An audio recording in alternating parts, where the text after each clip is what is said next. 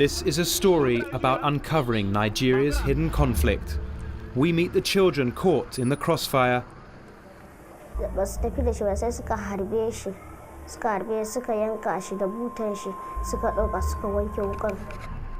And hear allegations that the army has murdered civilians.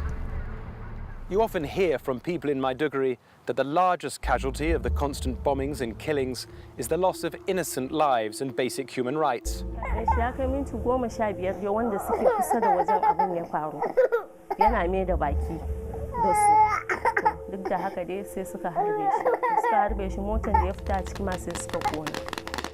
And we hear from soldiers who say they're risking their lives to end this insurgency.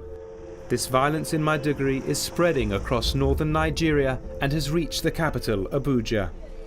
There are fears that if uncontained, it will destabilize the whole country and the wider region, with security implications for the rest of the world.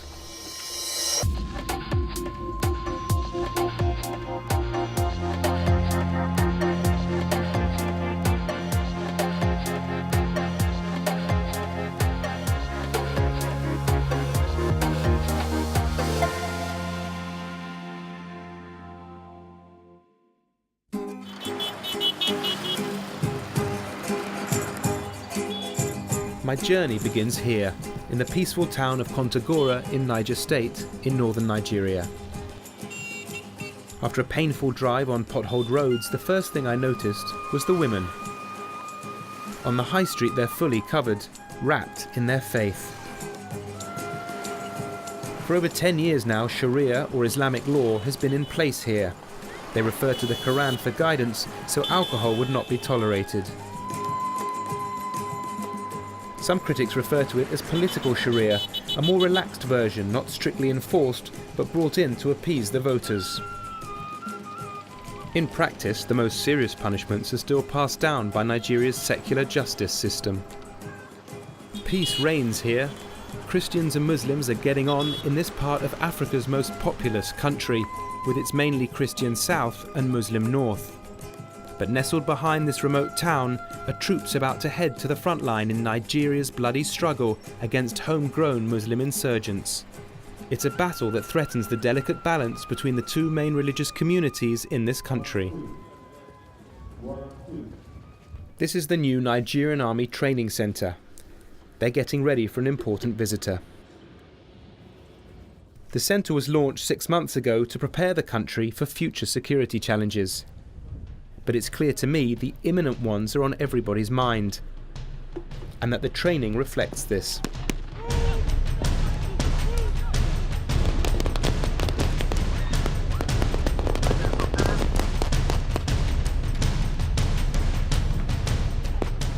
This is the 9th batch to take the newly compulsory course. It has been redesigned with assistance from the Americans, Israelis and Pakistanis.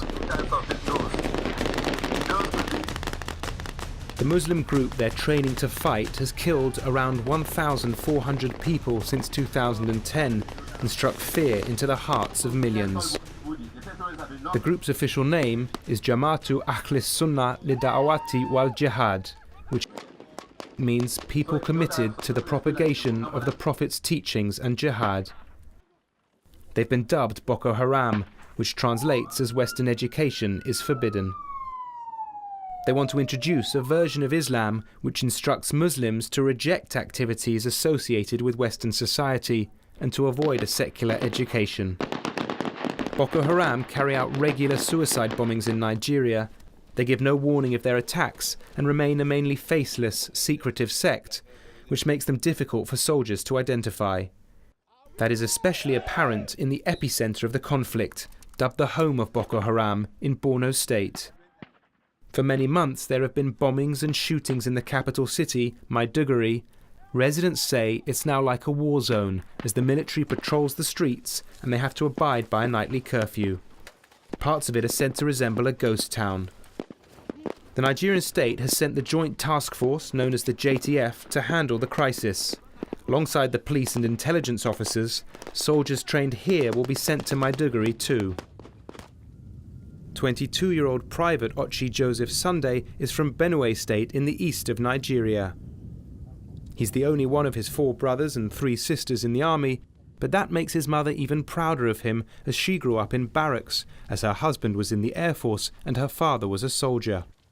Having never experienced conflict myself, it strikes me how brave Private Sunday must be.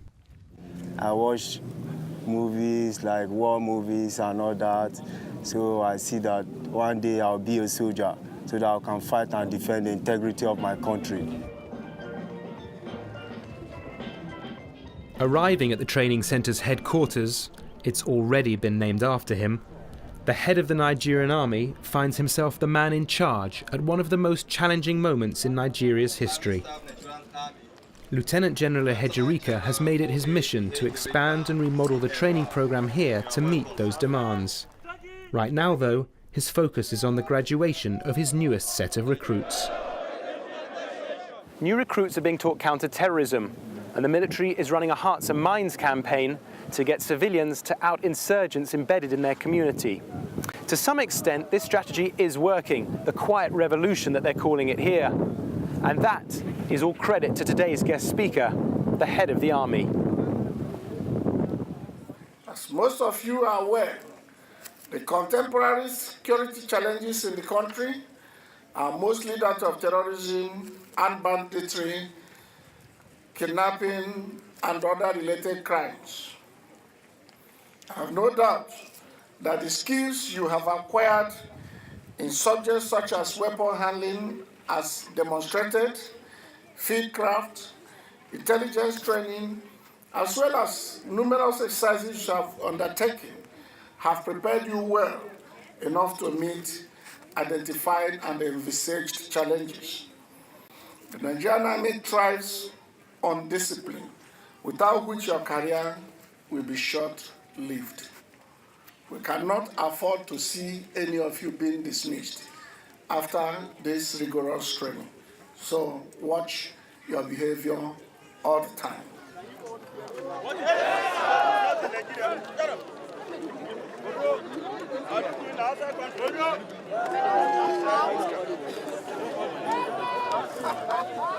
And then it's decision time. The excitement builds when it's announced who's joining Unit 21 at Giwa Barracks in Maiduguri. Private Ochi, where are you going? I'm going to Maiduguri. Now, I saw you smile when you got up in the crowd when you heard that. Yeah, it took me unaware. I wasn't expecting it at all. But you had to check from a colleague where you were going, and you looked a little shocked when they said Maiduguri. Really, I was thinking of going to the east and not even west, not even north, but right about now I'm surprised going to Maiduguri, though I don't have any regret. Have you ever been there before? I've never been there. This is my first time of going there. I'm sure I'll like it. Maiduguri's main threat is Boko Haram. Yeah. We've heard about those Boko Haram stuffs, and I'm sure by now, maybe when we get there, they might need some gallant soldiers, or maybe we'll cool those situations. I'm sure when we get there, by the special grace of God, things will settle. What are you going to tell your family when you tell them that you're going to Maiduguri? They'll be surprised, but I'm sure they'll encourage me and make me see reasons why I should not take it as a very bad place. It's all one Nigerian. It's all about carefulness, do the right thing, and with God, everything is possible. So I don't have any regret or fear going to Maiduguri. I'm a soldier. I could go to any part of the world. That's my duty. I'll sign for it too. Well, good luck with your trip. Thank you.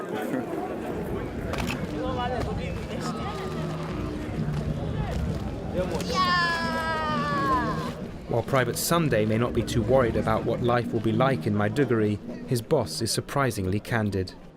Maiduguri troops need to be pitied for the situation they found themselves. It is not normal for people to attack from homes, same homes occupied by civilians. So that is the greatest difficulty. The situation is not the same in all other places. The larger population have come to realize that there is no justification for terrorism, and therefore in some other places, they invite soldiers even when they find strange faces in their neighborhood.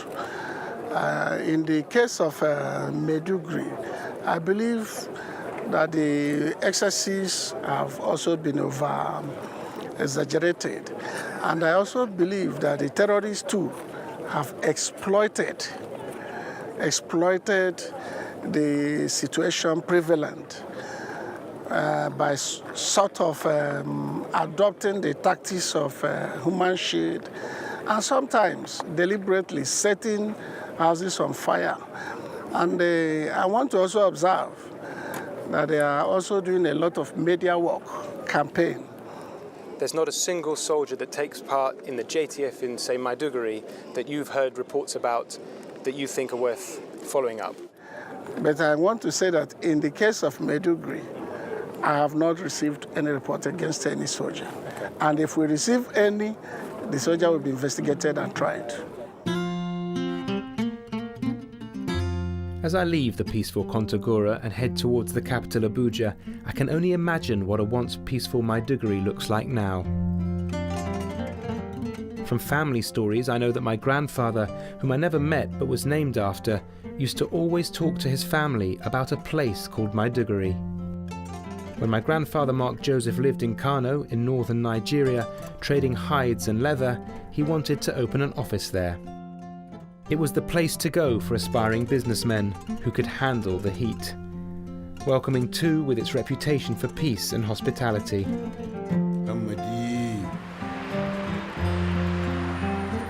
Having left the future of the army behind in Kontagora, I arrived in the capital Abuja to meet up with former officer Yahya Ibrahim Shinko, who served his country for 20 years.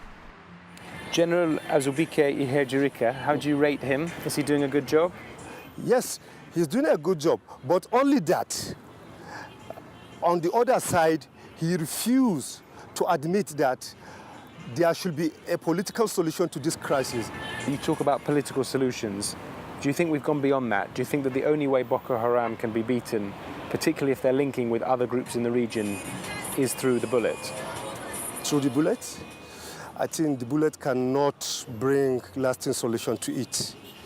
You know, in the same way that the military will be reimbursed with equipment, with training, the same people have their own strategies. They have their own places of receiving training. So, and as I have said earlier, they don't limit themselves to using small arms against the military forces. They can use whatever weapon is available to them. So if the military personnel will be restricted to using, as for example, AK-47, these people, as is known to everyone, they are using bombs against whoever they deemed like targeting. So there is, honestly speaking, going to be loss of life, more loss of life and property if we should continue to think that this matter will be ended up by using bullets instead of coming into dialogue with these people. The next day, I met Malam Mamu, a fearless newspaper publisher, who told me just how much this conflict in Maiduguri is costing the Nigerian state. What we have investigated as media men, the state is spending about 300 million naira every month. Not to talk of what the federal government is spending on security issues in the country. So that is why some of us, are having the belief that even the security forces, some of them, doesn't even want this crisis to end, because by ending Boko Haram insurgency, by ending the Boko Haram crisis, it means, for example, the millions will stop coming. The situation in Maiduguri is hugely lamentable. Lamentable in the sense that, there is so much indiscriminate arrest. And most of these arrests, as the governor himself testified, are arrests of innocent people. And all these things, is breeding further insecurity. Because a lot of people, especially the younger ones, their minds are being polluted. What do you expect of somebody that believes he has not committed any offense, that believes he's not a terrorist? He was arrested. He spent 1 year in incarceration under torture. He was incapacitated. And when he comes out, what do you expect of him? He can easily be recruited into Boko Haram. What do you even expect his parents to do? or if you have younger brothers, they can be influenced into Boko Haram. So what we are saying and what we have been criticizing all this while is that, well, it is important for you to fight and apprehend or even kill members of Boko Haram because they deserve to be killed. It is also very important for you to preserve innocent ones. I think if I were you, I will ask them to give me the access to go and see the situation myself at Giwa Barracks at Maiduguri. Why are they preventing the press from going there?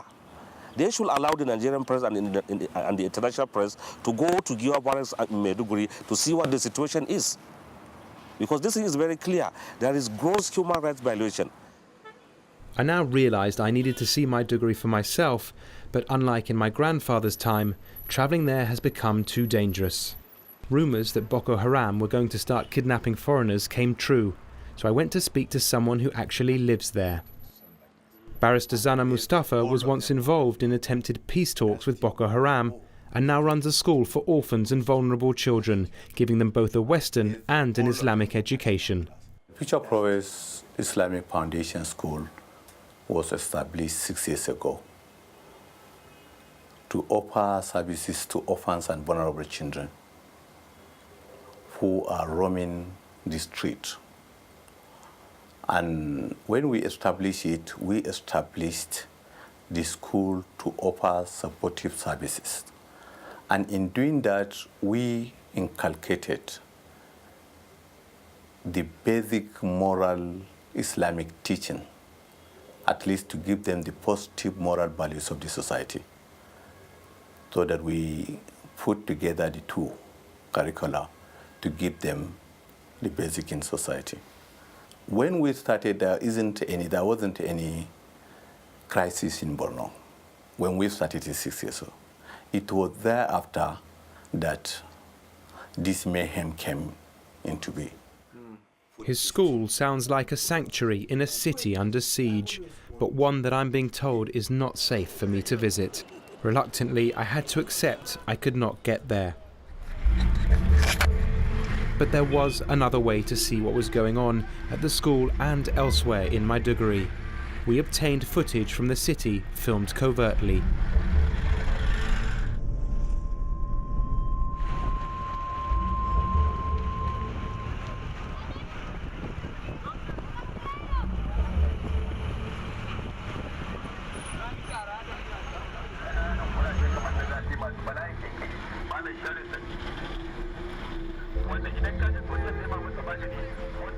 They cannot tell you why they are killing these people themselves, because they are only sent to go and kill at a very low pay, as said, not more than $5 to $10. Thousands of people are still detained by security forces at places like this, which is nicknamed Guantanamo by locals. Parents are desperate for news of their children. Muna cikin fargaba kullum. Yau kusan wata hudu. Akwai wanda aka rike yansa shekara. Ba ma gani yaran halin da suke ciki. Ba mu ganin su ba, ba mu san halin da suke ciki ba. Yana kwance a gida suka zo suka ɗauke shi, sai matar ta tambaye su ta ce ina za ku kai shi, shine suka mammare ta. To lokacin matan tana da cikin wata 6 da suka mammare ta har ta samu damuwa game da cikin, sai da na yi treating ɗinta. Yau shekara 1 da wata 8 yana wajen. Ban gan shi ba abin da ban yi ba in gan shi in san me ya faru, ba har yanzu ba wani abin nan.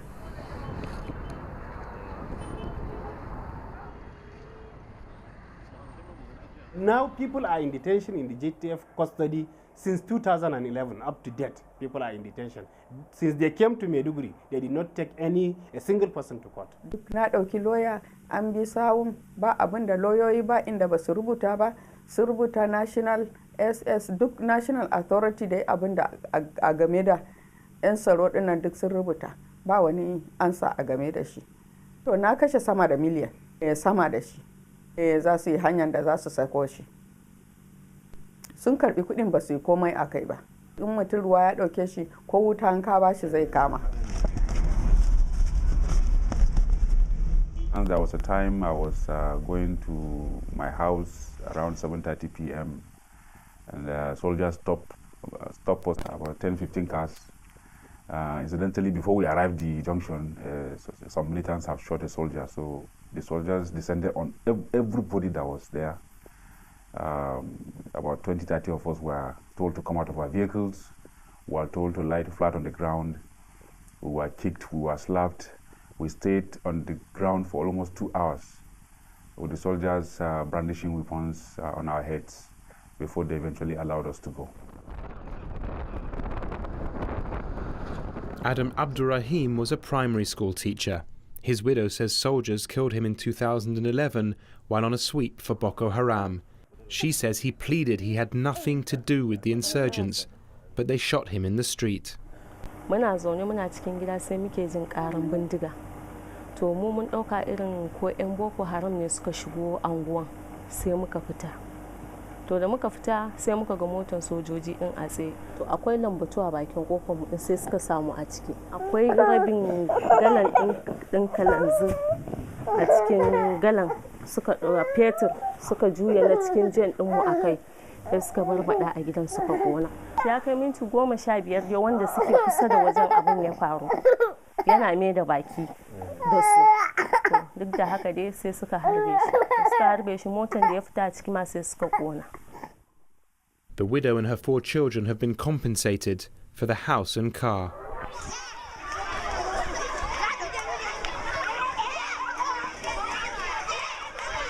It's all smiles in the playground at Barrister Zana's primary school in Maiduguri, but the school's crying out for funding. The kids used to enjoy eating fish from the school pond. Now they sell them on to keep the place afloat. The school's oversubscribed as the insurgency is robbing children of their parents. Because as I'm talking to you today, I have about not less than 115 names of orphans, children orphans that want to be enrolled, and then about 1,006 vulnerables that wants to be enrolled into the system. We are going to deal with crops germination class, how our crops used to grow. But it's the chilling stories from the children themselves that reveal what it is like to grow up in the troubled city. A 12-year-old student explained what happened to her father. Sai muka kalla kawai sun tura kofar sun shigo na cikin ɗaki suka tura da suka shigo sai suka daga labushan babana suka jawo mu kuma mun mayar sun tafi da shi ashe ba su tafi da shi ba sai suka harbe shi suka yanka shi da butan shi suka ɗauka suka wanke wukan da muka fito ta lilbe shi da muka fito sai muka yi alola muka yi sallah ni kuma nace mama haka ne mutum ya mutu yake da su ita ta ce eh. Another 12-year-old told us a similar story, but with soldiers entering her house.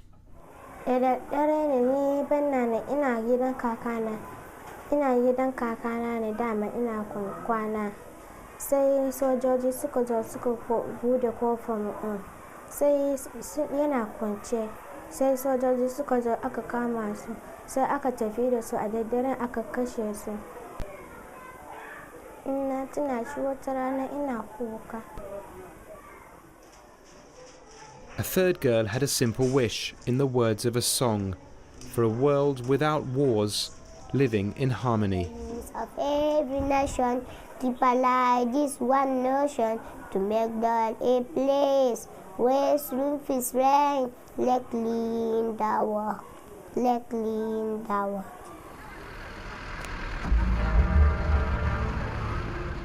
Across Nigeria, many worry that if resentment against the state builds, it may make recruitment for the insurgents easier. Boko Haram have broadened their campaign by kidnapping foreigners to further their wider regional ambitions.